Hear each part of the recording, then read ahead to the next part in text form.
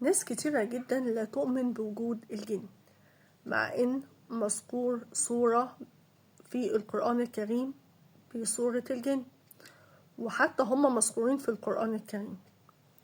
حتى رسولنا الكريم عليه أفضل الصلاة وأزكى السلام سيدنا محمد في أحاديث كتيرة أو قصص ذاكر فيها عن الجن، أقاويل وقصص وكده. الناس اللي كل ما أقول قصة أو أحكي تجربة سواء شخصية حصلت معايا أنا وليا حاجات غريبة حصلت، تجارب مع الجن بجد حصلت لي وهذكرها ليكم. أنا قلتها قبل كده وفي ناس طلبتها مني إن أنا أقولها مرة تانية، والله وده حصل فعلا. أو ناس قريبة مني جدا وكانت حصلت لهم حاجات مرعبة مع الجن فعلا، أو ناس مشهورة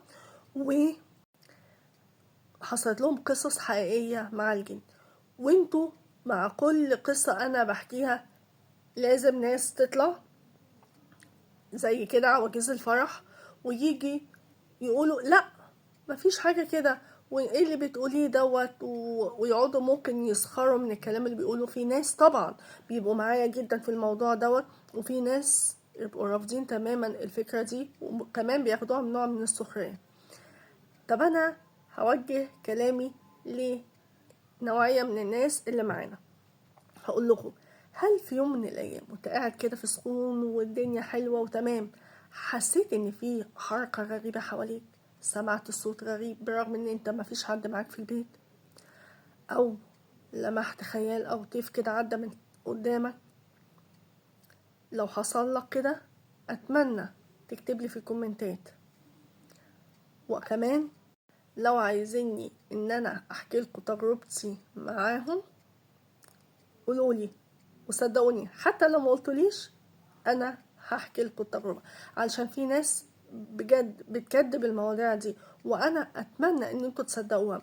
وانا بذكر الكلام دوت مش علشان اني افتح الباب علشان الناس اللي هم كالدجل وشعوذه، لا طبعا في دجالين ومشعوذين كتير جدا وكلهم نصابين وهما والسحرة. انا بقول ان احنا نحصن نفسنا بالقرآن الكريم، وده اللي بيحمينا، خصوصا سورة البقرة. اتمنى ان انتوا تقروها كل يوم، مش هتاخد منكم ولا حاجة، انتوا بتضيعوا اليوم كله، مش هقول ساعات، اليوم كله على الموبايل او على التلفزيون او على التليفونات في مكالمات هبلة وعبيطة.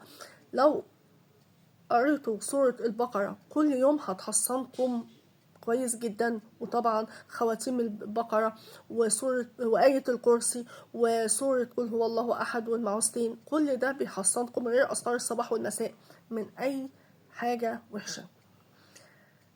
استنوني فيديوهات ضرب نار جامدة جدا جدا، وعايزة أسمع تجارب شخصية مرعبة جدا.